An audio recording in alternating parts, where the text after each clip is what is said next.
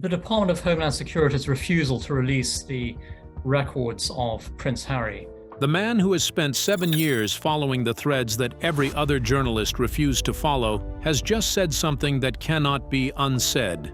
Tom Bower, the author whose book Betrayal, Power, Deceit, and the Fight for the Future of the Royal Family turned the entire Sussex narrative on its head, is no longer hinting, he is no longer suggesting. He is now openly stating, on the record, that the walls are closing in on Meghan Markle from multiple directions simultaneously. And not just from tabloid reporters or royal commentators, from the IRS, from US immigration authorities, from child services investigators, and from a mainstream media that has, until very recently, given Meghan Markle a level of protection that frankly defies explanation. This is not a hit piece. This is not speculation. This is a careful, detailed examination of everything Tom Bower has put on the record, everything serious researchers have been piecing together for years, and everything that is now, right now, in April 2026, beginning to surface in ways that can no longer be controlled, suppressed, or explained away with a carefully worded press statement from a Montecito mansion. So stay with me, because what follows is going to completely change the way you see this story. And once you understand how all of these pieces fit together, you will never look at the Sussex saga the same way again. The money problem. Let's start with the money, because money is always where the truth lives. Tom Bower has been saying this for over 2 years now, and at the time, some people dismissed it as the commentary of a man with an axe to grind. But look at where we are today. Look at what has happened to every single revenue stream the Sussexes built their post-royal life around. And ask yourself, was Tom Bower wrong about a single thing?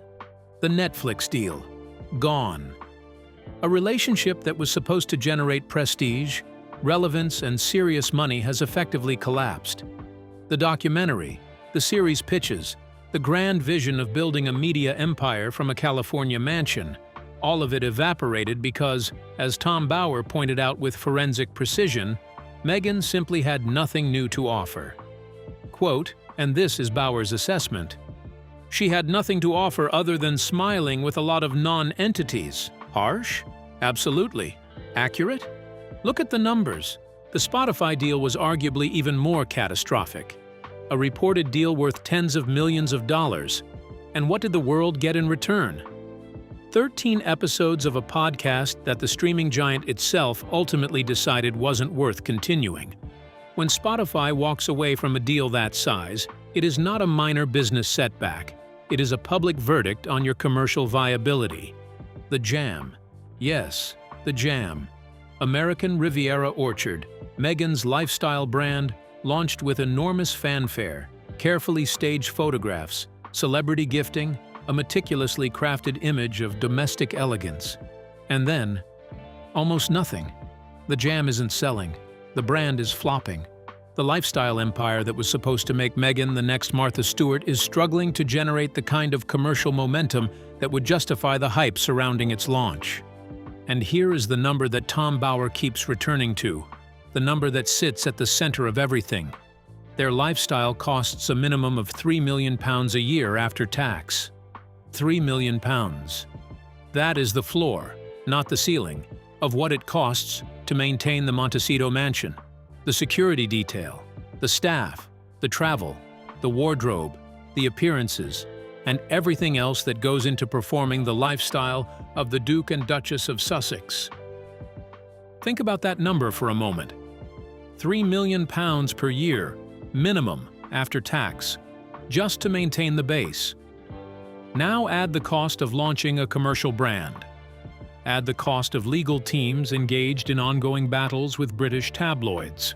Add the cost of public relations professionals working around the clock to manage a narrative that keeps threatening to collapse. Add the cost of travel that befits people who still insist on being treated as royalty, even though they walked away from the institution that gave them that status. The real number is almost certainly substantially higher than £3 million. And against that expenditure, ask yourself, what is coming in? The Netflix deal, gone. The Spotify deal, gone. The jam, not moving. The podcast, cancelled. The speaking fees, drying up because you cannot charge premium rates when your approval rating is 20%, and brand partners are running in the opposite direction. The Sussex financial picture, as Tom Bower has been documenting with quiet relentlessness, is not just concerning, it is a crisis operating in real time. Now ask yourself the question that Tom Bower has been asking loudly for 2 years. When your income dries up but your spending doesn't, who comes knocking? In America, that answer has a very specific name, the Internal Revenue Service. And the calls for an IRS investigation into the Sussex finances are not coming from fringe bloggers. They are coming from people who understand how American tax law works and who are looking at the gap between reported income and visible lifestyle expenditure and asking serious, legitimate questions. When the numbers don't add up, the IRS notices. When the numbers don't add up for 2 consecutive years while you're living in a multi-million-dollar estate and flying privately, the IRS doesn't just notice, it investigates. Tom Bower called this. He said clearly, and I want you to really hear this, they are rapidly burning through their cash, and they don't know how they're going to keep funding this lavish lifestyle. That was his assessment more than 2 years ago. Look at where things stand now. He was right then. He is right now. And the financial questions surrounding the Sussexes are not going away. They are intensifying. The visa question that will not die.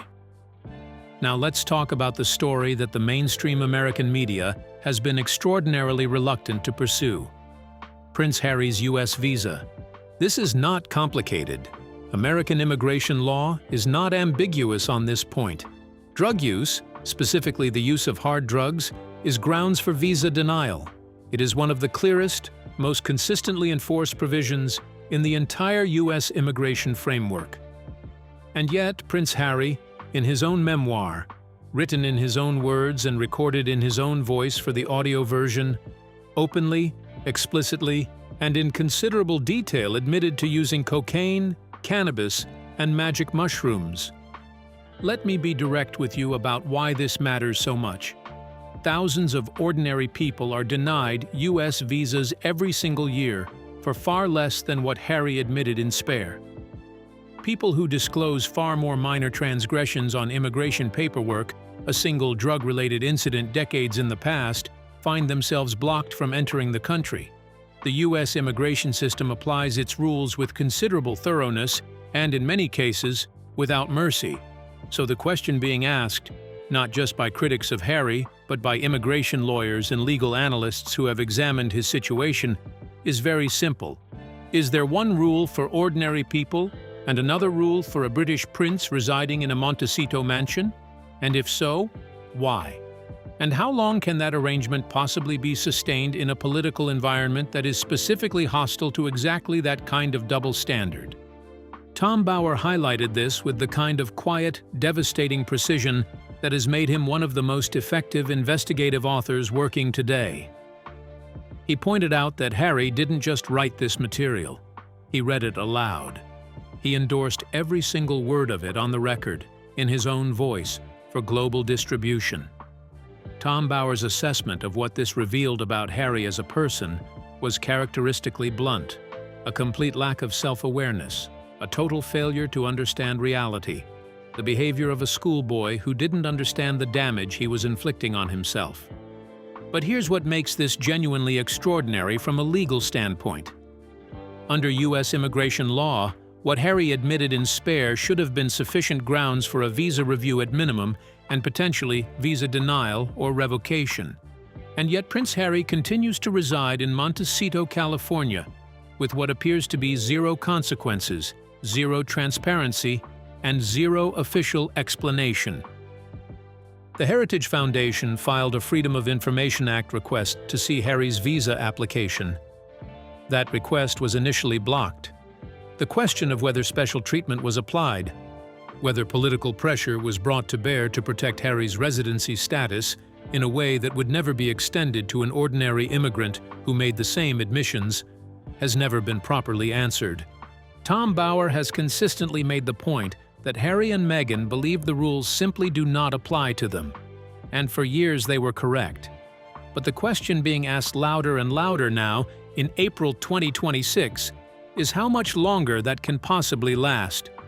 Because in America, when the political winds shift, and they have shifted, the protection that powerful friends once provided has a way of disappearing very quickly. Think about what this means practically. If Harry's visa situation is ever formally investigated, if the question of whether he received preferential treatment becomes an official matter of inquiry, the entire architecture of the Sussex American life collapses. The Montecito mansion, the California residency, the access to American institutions and media markets, all of it depends on Harry being legally entitled to remain in the United States. And that entitlement has always rested on foundations that have never been properly examined.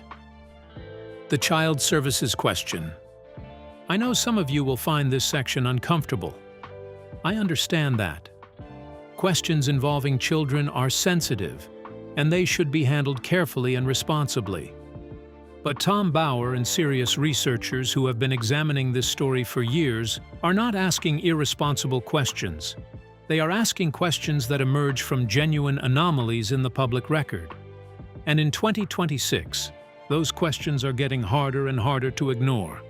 There are researchers, not fringe voices, but people who have done extensive documented work, who have raised consistent questions about the timeline surrounding the births of Archie and Lilibet.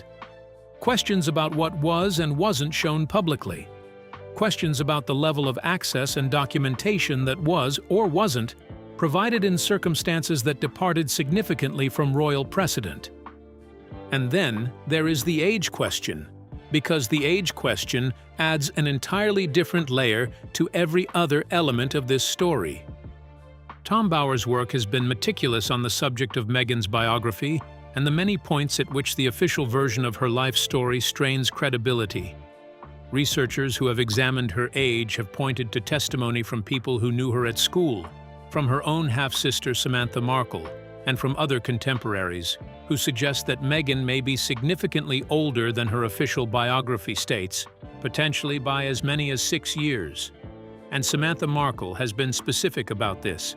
She has stated clearly and on the record that she was 11 years old in 1975, when the family was still in Chicago, that there is no way Meghan could be only 10 years younger than her, and that people at the school where Meghan started in pre-kindergarten in the mid-1980s can verify the timeline.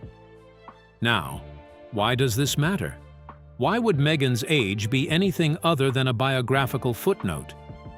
Because if serious researchers are correct that Meghan is significantly older than her official records suggest, then entire chapters of her official story begin to look very different. The timeline of her career, the timeline of her Mediterranean years, the timeline surrounding the births of her children, and the timeline of how she came to be sitting across a table from Prince Harry at Soho House in 2016. These are questions that deserve answers, not accusations, but they are questions, real ones. And in April 2026, they are circulating with a velocity and in media spaces that would have been unthinkable even 2 years ago. The Mediterranean years and the engineered meeting. This is the part of the story that Tom Bauer has been building toward for years. And it is the part that mainstream media has been most reluctant to touch. Until now. Before Meghan Markle was a minor cable television actress on a show called Suits, there was a period in her life, her Mediterranean years, her pre-Hollywood years, that is now attracting serious and sustained attention from researchers, journalists, and investigators who have been examining photographs, timelines, and records that are gradually surfacing from sources who are no longer willing to stay quiet. Tom Bauer has been forensic about Meghan's ambition. His assessment: a woman of huge ambition and total ruthlessness, but a woman without much talent. He describes a 5-year-old girl standing on a Hollywood red carpet with her father saying, "Daddy, I want to do this. I want to be the star." That ambition didn't appear from nowhere in 2016. It was there from the beginning. and it drove decisions and associations throughout her adult life that are now becoming visible. What Bauer and other serious researchers are now openly discussing is this. Ambitious women in Hollywood who want access to powerful rooms have always found ways to get into those rooms. The yacht circuit, the private yachts of wealthy and powerful men in the Mediterranean and elsewhere, has long been one of those access points. And the claim that Meghan Markle was a guest on multiple yachts before she ever met Prince Harry, a claim that has been circulating in certain media spaces for years, is no longer being treated as a fringe allegation. It is now being posed as a direct question by mainstream media figures who are specifically asking whether the number of yachts she was a guest on before meeting Harry was in double or triple figures. Let that sink in for a moment, because that is a very significant shift in the public conversation. A year ago, that question was being asked only in corners of the internet that the mainstream media dismissed as unreliable.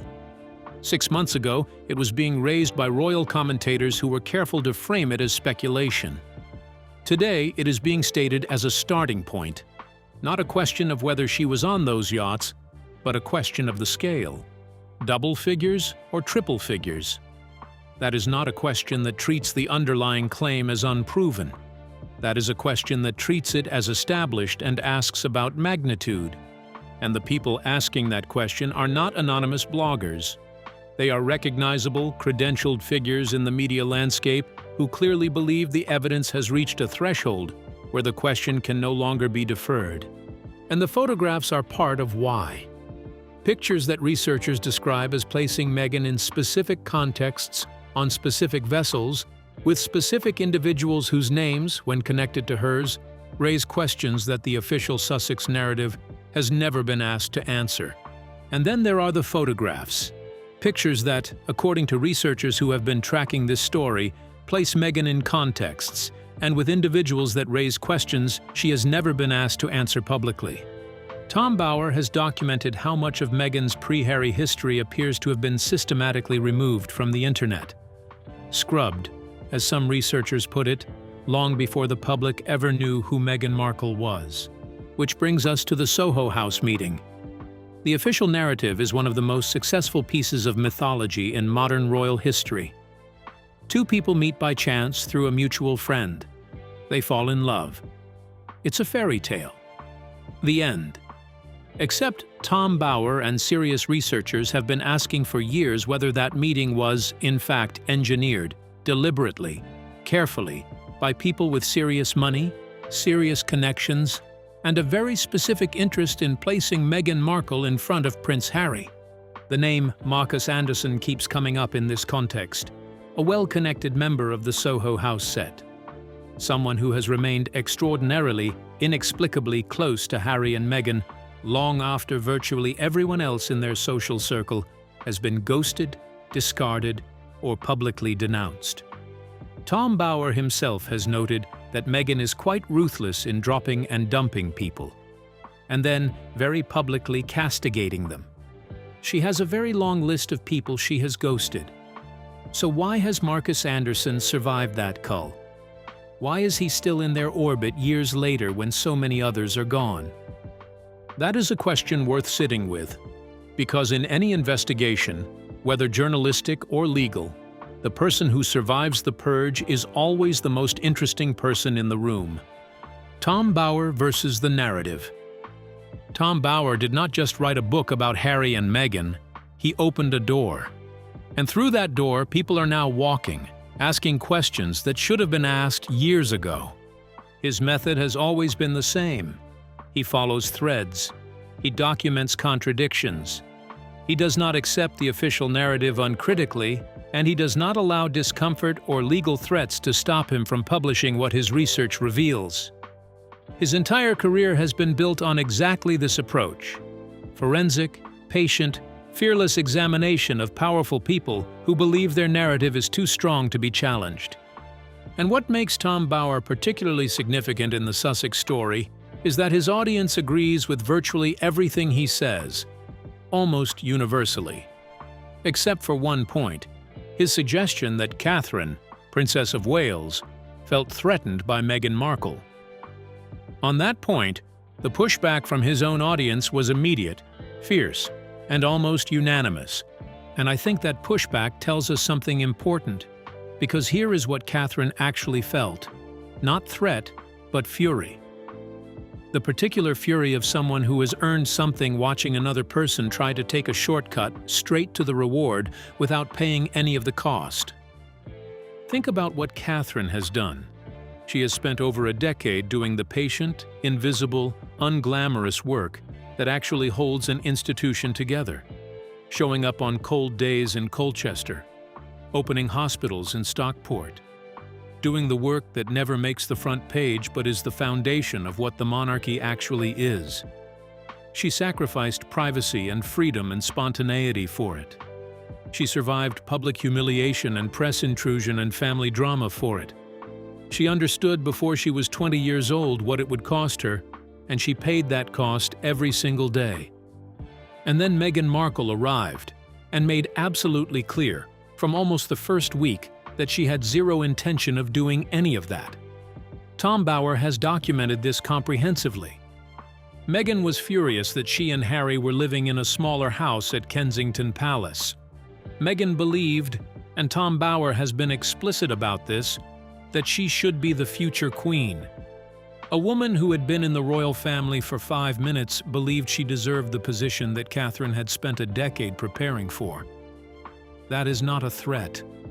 That is an insult.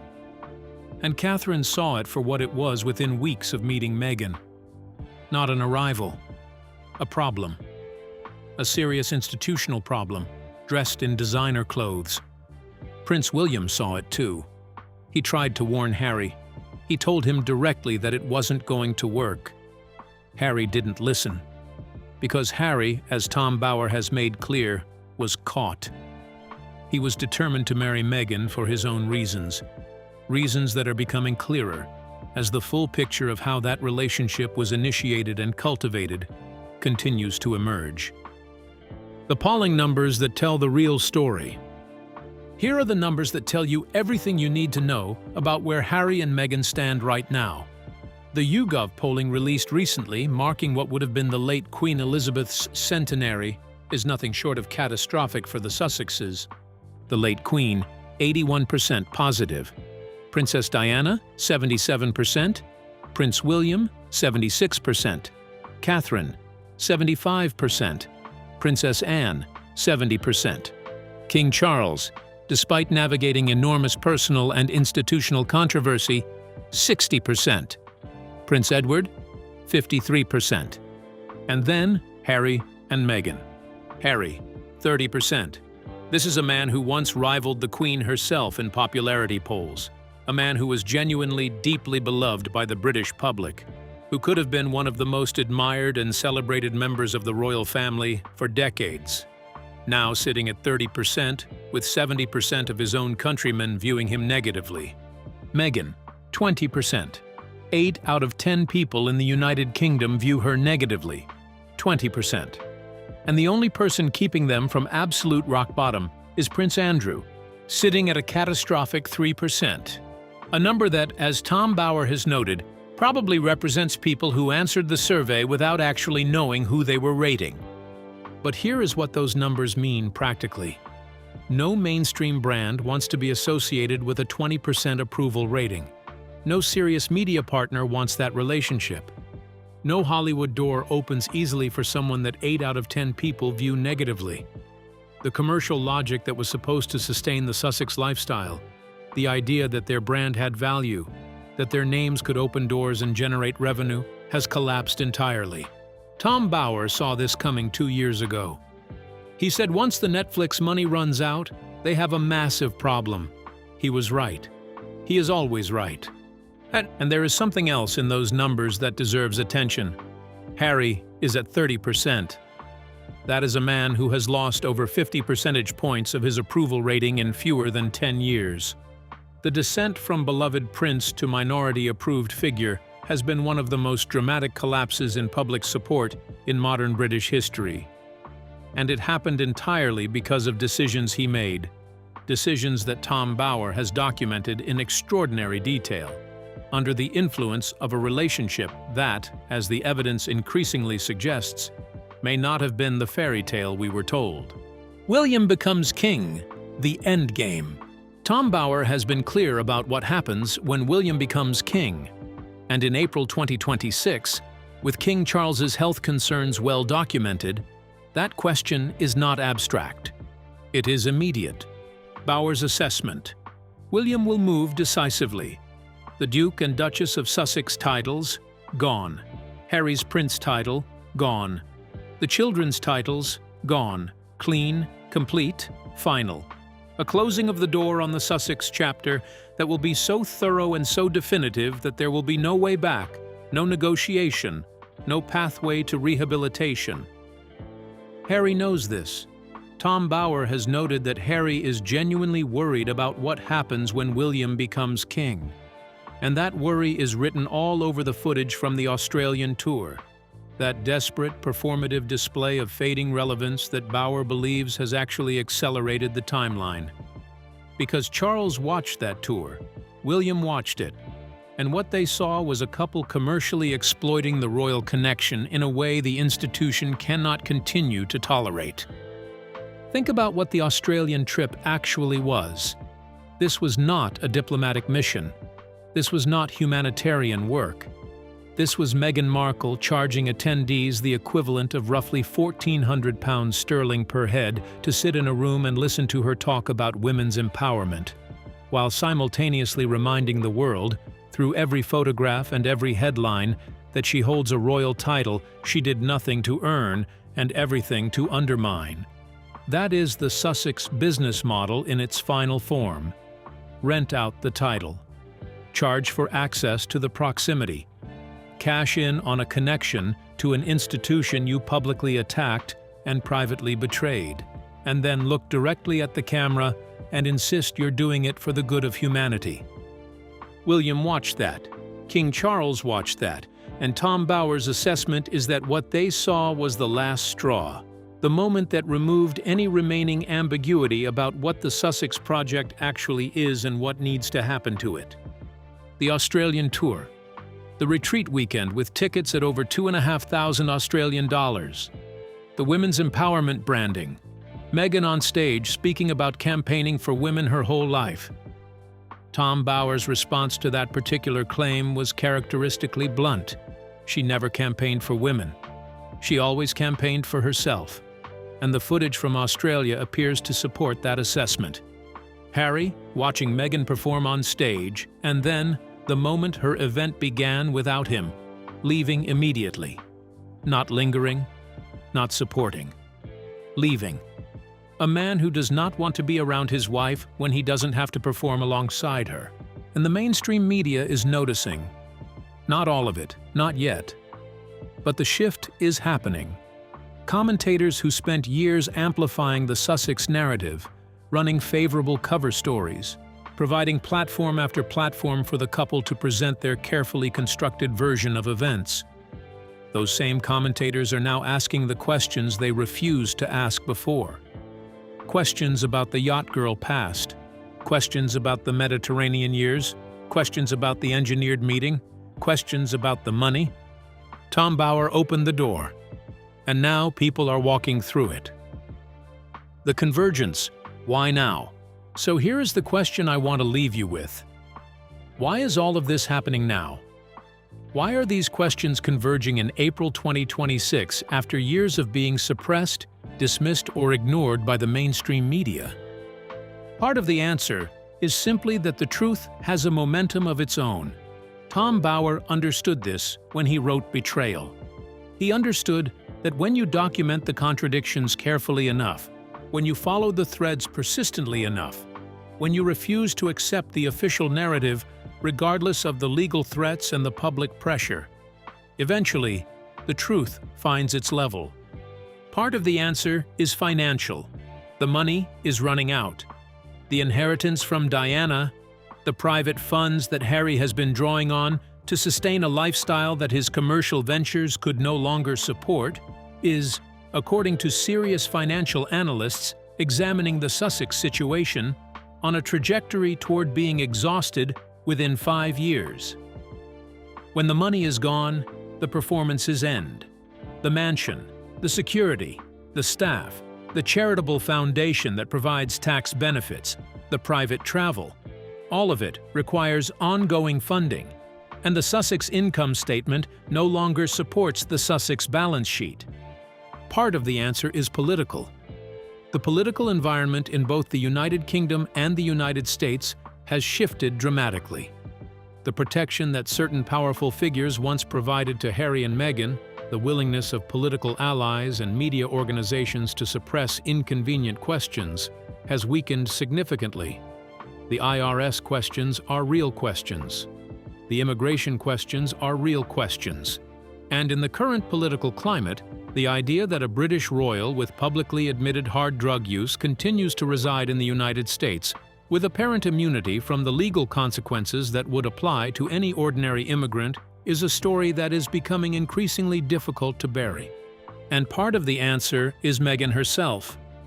Because Tom Bower has been saying from the beginning that the core problem with Meghan Markle is not malice. It is the particular combination of enormous ambition and limited talent that leads a person to make decisions that ultimately cannot be sustained. The yacht circuit, the engineered meeting, the strategic marriage, the media deals, the lifestyle brand. Each of these is the decision of someone trying to build a position that exceeds what their actual abilities and achievements can support. And structures that are built beyond their load-bearing capacity eventually come down. Tom Bower said it plainly, and it is worth repeating. They are a sad, desperate couple. The YouGov numbers prove it beyond argument. The commercial collapse proves it beyond argument. The Australian tour footage proves it beyond argument. The IRS questions are not going away. The immigration questions are not going away. The questions about Meghan's past, the Mediterranean years, the engineered meeting, the timeline questions about her age and her children. Those are not going away either. If anything, as Tom Bower predicted, they are getting louder. More voices, more mainstream, more urgent. Tom Bower opened the door with Betrayal. He told the story they desperately did not want told, in the kind of forensic detail that makes it impossible to simply dismiss or legally threaten into silence. And now that door is open, and the people walking through it are no longer just royal commentators or independent researchers. They are investigators. They are journalists who spent years looking the other way and have now changed direction.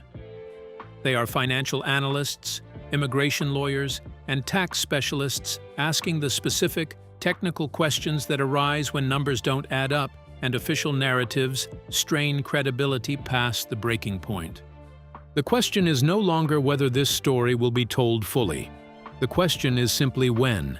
And based on everything Tom Bower has put on the record, and based on everything that is surfacing right now in April 2026, the answer to that question appears to be very soon. Let me ask you something directly, because you deserve to hear this framed honestly. Do you believe that the full truth about Meghan Markle's past has been told?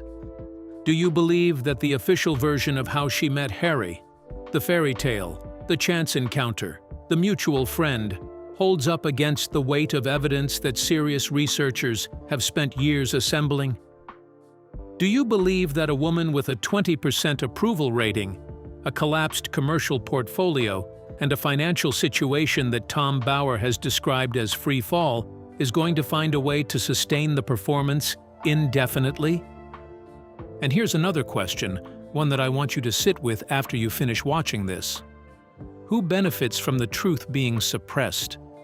Because for every question that Tom Bower and serious researchers have been asking for years, there have been powerful forces working to ensure those questions either go unanswered or go unasked. Media organizations that protected the Sussex narrative long past the point where their own editorial standards should have demanded scrutiny. Platforms that amplified the Sussex brand and attacked anyone who questioned it. Journalists who knew what questions needed to be asked and chose not to ask them. Why? Who benefited from that protection? And now that the protection is falling away, now that even the most favorable mainstream voices are beginning to shift, what does that tell us about how serious the underlying story actually is? Because here is what I believe. I believe Tom Bower is right. Not about everything, but about the fundamentals, about the money, about the titles, about the moment when William becomes king and makes decisions that cannot be undone, about the way the mainstream media is slowly, reluctantly, but unmistakably beginning to ask the questions it spent years refusing to ask. And I believe the most important thing about this story is not any single detail, not the IRS, not the visa, not the Mediterranean years, not the polling numbers. The most important thing is what all of those details taken together reveal about the gap between the story that was constructed and the reality that exists underneath it. Tom Bower built his career on exactly that gap. He has spent 7 years following threads others refuse to follow, documenting contradictions others refuse to acknowledge, and asking questions others were afraid to ask. And now, in April 2026, those threads are leading somewhere very uncomfortable for the Duchess of Sussex. The institution always wins. Catherine always understood that. Harry never did. And Meghan, a woman who arrived in the royal family believing she should be its future queen, and has ended up with a 20% approval rating and an IRS investigation being called for. Meghan may be the last person to understand it. But she will understand it, because the truth Tom Bower has been pursuing with such patience and such precision is not something that can be suppressed indefinitely. It finds its level. It always does. Drop a comment below. Tell me, do you think the IRS and immigration investigations actually happen? Do you think William strips the titles the moment he becomes king? And do you think the full story of Meghan's Mediterranean years ever comes out completely? I read every single comment on this channel, and this is exactly the kind of conversation I want to be having with you. Hit subscribe right now, because this story is nowhere near finished, and we are going to be here every single step of the way as it unfolds.